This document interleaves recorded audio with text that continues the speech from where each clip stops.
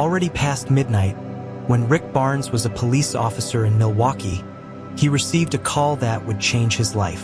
At 6 o'clock, he had started his shift and wouldn't leave that post until the sun rose on the horizon. He was accustomed to a night shift in the police force, always very busy and unpredictable, and had already answered calls of all kinds, but nothing like the one he had just received. When the phone rang, Rick answered without hesitation. The phrase "help me," please, coming from a very weak and childlike voice. There was no way Rick could be sure of the age of the person on the other end. So, he insisted, as protocol dictated, "Good evening, sir. How can I help you?" "I'm hungry, very hungry," said the voice once again. Rick was unsure how he could help. It was not uncommon for people to call the police emergency needing a service that was not the role of the police force to provide. But he tried to be understanding.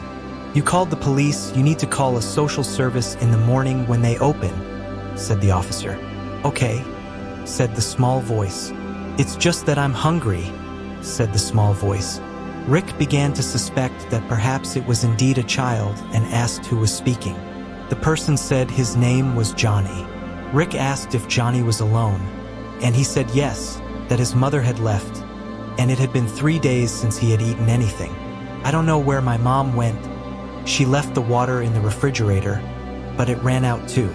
I drink from the tap to try to quench my hunger, but I can't take it anymore." Rick's heart raced in a different way. He knew it was not the role of the police to take care of that case, but the city authorities who could help the boy were not accessible at that time. What would he do then? Rick kept the conversation with Johnny over the phone while thinking about what to do. He asked for the boy's address, but he didn't know the name of the street or the neighborhood. He then began to describe the place to the policeman. Trees, no tall buildings that could help locate, only normal houses. According to the boy, this didn't help the policeman much, but he insisted, asking if he had a phone number written down on the device. Johnny revealed that he had found some coins where he lived and was now at a public phone, not in his trailer. This information was helpful to Rick because he knew where to find places where people usually lived in trailers in the city. Rick took a chance and asked if in his trailer he could hear dogs barking during the day. "I hear, yes. They have plenty there." "Do the dogs there also get hungry?" said the little boy, once again tearing at the policeman's heart. This information revealed to Rick where the boy should be, as one of the trailer areas was very close to a kennel on the outskirts of the city. "You'll help me?" said the frail, childish voice. The officer asked Johnny to go back to his trailer and wait for the police. "Hold on tight, okay? We'll stay there to see you," he said, trying to disguise the concern in his own voice. "But what if you don't come?" "I don't know when my mom will be back," the boy said.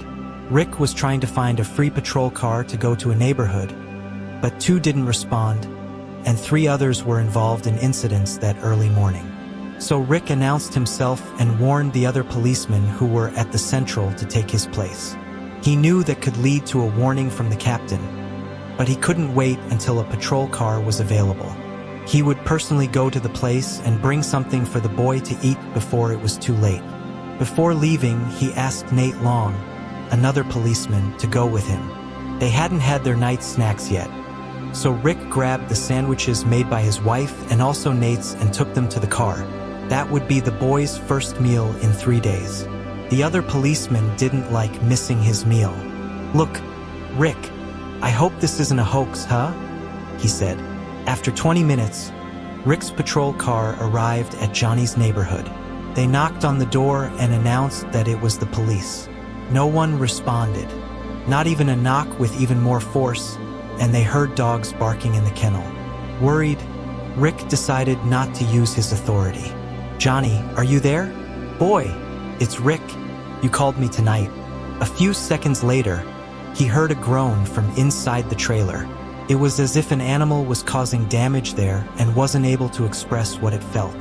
Nate and Rick then broke down the trailer door and saw the boy on the cold floor, holding his stomach.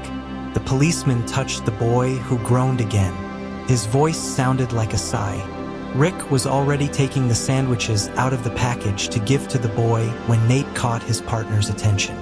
Further inside the trailer, in another room, a stretched leg could be seen on top of a bed. Johnny wasn't alone. After all, in the room we saw that it was a woman. She seemed to be sleeping deeply.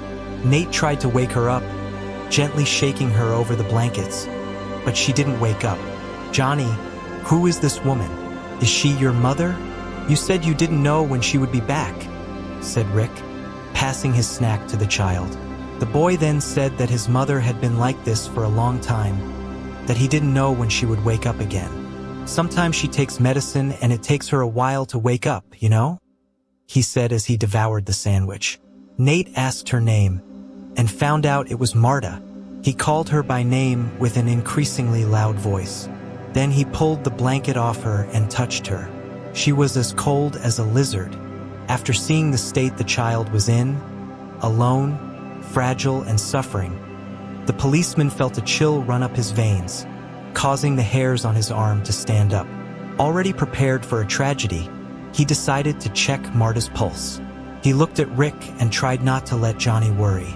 After all, he needed to eat. But the worst hadn't happened yet. The woman's pulse was weak, but she was alive, needing immediate care. While Rick took care of Johnny, Nate went out the door to call an ambulance. Rick wanted to distract the little boy, so he started asking, "How long have you been living in that place and what happened to make you run out of food?" Then, Johnny told that it all started about 10 days earlier when his mother had returned early and very upset from work. Marta worked in a clothing factory in the stock department. Every day she lived organizing thousands of boxes with orders for stores and brands, carrying boxes from one place to another. It wasn't an easy job, but she faced the challenge to support her son. She had been a single mother since Jack, her husband, died from an aneurysm. Without enough income to pay the rent for the house they lived in a suburb of the city, she found herself with no choice but to rent a trailer in that neighborhood near the kennel. Marta and Johnny were never rich, but they had some comfort when Jack was still alive. It was a very abrupt change in their lives, from one hour to the next. Johnny no longer had his old friends, nor the same clothes, and even the food became scarce. But he knew his mother was suffering and being strong enough to provide the minimum of food and shelter for him. Working in the factory always left his mother exhausted. That's why she had started taking some medicine to relax. As far as Johnny knew, his mother hadn't consulted any doctor before starting to take it. She didn't even go to pharmacies. He had once seen a factory coworker hand her the pill bottle.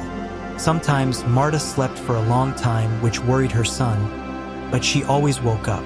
It turns out that 2 months ago, the owners of the textile factory decided to install new machinery in the company to organize the stock. This greatly reduced Marta's workload. What she used to do in an hour, looking at spreadsheets and asking colleagues questions, the system did in 15 minutes or less. It was from that moment on that Johnny began to notice that his mother came home not physically tired anymore, but rather nervous and anxious. "Oh, son, what's going to happen to us? Huh?" she would say to the boy, but he didn't understand what she meant. It was during this period that she began to take more medication and take longer to come back. So, 10 days ago, the factory owners sent Marta away. The automated system had made her and others' roles obsolete. Marta had feared this would happen, but hoped she would be given a job in another area of the factory. But that didn't happen. In the last 2 years, she hadn't been able to save any money. The low salary only covered the trailer rent, food, clothing, and almost nothing else. Without a job, she completely lost the ability to maintain housing. They rationed food as much as possible. Marta even tried to buy food on credit, but the market wouldn't allow it. Desperate, she cried every day. She thought about going out on the street with Johnny to beg for food, but ended up giving up the idea so as not to make her own child go through that humiliation. By this point in the story, Johnny had already finished eating the sandwich from Officer Rick. But instead of getting happier, the story had reached its saddest point, making Johnny cry. He recounted how he and his mother had been completely without food in the last few days, and the woman had taken her medication to help forget about hunger. And while the boy became weaker and hungrier, Marta slept without waking up. Johnny stopped telling the story when two paramedics entered through the door accompanied by Officer Nate. It was only when they managed to remove his mother from the bed that the boy realized something more serious was happening. "What's happening? Mom isn't just sleeping." He began to cry more intensely as the men placed her on the stretcher and carried her into the ambulance. Rick Barnes picked the boy up and assured him that everything would be fine, that they would go together to a hospital. Johnny rode in the ambulance with Rick. Marta was admitted to the emergency room urgently, while Johnny was examined by an on-duty doctor. Both were diagnosed with malnutrition and dehydration. The child received 4 fluids and regained some strength, while his mother had to stay hospitalized for a few more days because the medication she had taken worsened her condition. Upon hearing this, Johnny became very insecure and frightened. "But what will happen to me now, Rick?" He hugged the boy and told him that there were social workers at the hospital who would take care of him in a different place, just until his mother recovered. When the man prepared to leave, the boy hugged him tightly. "I don't want to stay here, Officer Rick. They'll take me to an orphanage. My mom won't find me anymore.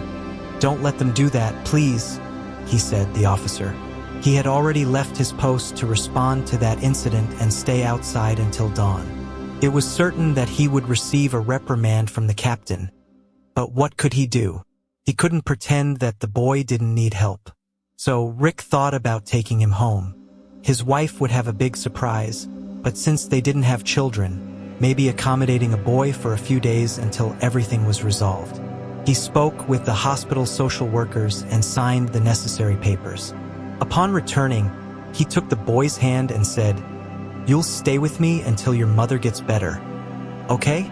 The boy smiled and held the officer's hand. Before going home, Rick stopped at a diner so they could both have something warm to eat. As he watched the boy eating with such gusto in front of him, Rick wondered why he hadn't had children. Maybe he was afraid of fatherhood, but at that moment, he saw that if that was the case, he had nothing to fear. Maybe he would be a good father. The boy had a hearty meal with proteins, fibers, and carbohydrates before they left. He ordered a natural juice so that Johnny wouldn't show signs of dehydration again. Now, he was already talking with much more energy in his voice and disposition. The boy said he missed his father and the life he had, but he tried to be a good son so that his mother wouldn't have another worry in life. He went to school every day, but since they ran out of food, he stopped going. Inside the car, on their way to Rick's house, Johnny said he was happier now that his mother was being taken care of in the hospital. "I'm glad you helped us." Rick's heart fluttered with emotion upon hearing those words from the boy. He had received thanks throughout his career as a police officer, but there it had a special flavor. Rick's wife was already waiting for the boy with new clothes and a bed ready for him in a guest room. The next morning, when Johnny woke up, he went to the kitchen and noticed that Rick and Sonia had already prepared breakfast for him. "It's been over a year since I had something like this. Thank you, Officer Rick," he said shyly. "You don't need to call me officer, just Rick is fine. You're family now," the officer replied as he served a pancake for the child. Sonia took Johnny to school, and later Rick picked him up. On the way back, they stopped at the hospital to see Marta. They were surprised when they entered the room and saw the woman awake. Johnny ran to the bed and hugged her, calling her name. Marta cried tears of joy at being able to see her well-fed son. She still looked tired and pale, but her appearance was already better than the day before. "Mom, this is Rick. He's a policeman. He saved us," the boy said when Rick introduced himself, and he could feel that her skin now had a normal temperature, free from the morbid impression of when she was unconscious inside the trailer. Marta smiled at the officer and thanked him for all his help. She began to sob and cry again as she spoke of the problems she had experienced and how she had been a terrible mother. "I didn't know what to do. I was desperate, almost gave up on life. And even though I failed," she said, deeply saddened and guilty, "now, I look at this little guy and thank God for staying alive and for you coming to see us. I can't give up, but I don't know when I'll be discharged. Rick warned that Johnny would stay at his house for as long as needed, and that Marta only needed to rest and follow the doctor's instructions. By the way, you raised a very smart and responsible boy, he praised. The following days were all like that. Sonia takes Johnny to school, and then Rick takes him to see his mother. The police captain even considered giving Rick a new warning, but upon learning that he ultimately saved the child and the mother's life, and that he was now taking care of the boy, he decided not to do anything. The police colleagues, in fact, felt honored to have Rick Barnes in the force for all the dedication he showed in that case. 2 weeks later, Marta was discharged from the hospital, and Rick took them back to the trailer. The officer was happy to have made a difference in that family's life, but he had grown accustomed to Johnny's presence in his house, so he promised that it wouldn't be a farewell. They continued visiting mother and son several times, and it was upon the police officer's wife's recommendation that Marta found a job as a secretary, a much less stressful job that paid much more than she earned at the factory. Shortly after, Marta had regained a taste for life and never resorted to any medication again. Now, they could finally have a dignified life. 6 months after answering that call to 911, police officer Rick and his wife received spectacular news. They were expecting a child. Upon hearing the news, the officer embraced his partner and cried tears of joy. He remembered the boy Johnny and silently thanked him, knowing that if he hadn't crossed his path, he might never have had the courage to become a father. As if everything were mysteriously connected, answering that call changed his life forever, and his mission now was to try to be the best father in the world. If you enjoyed the story, please kindly leave a like.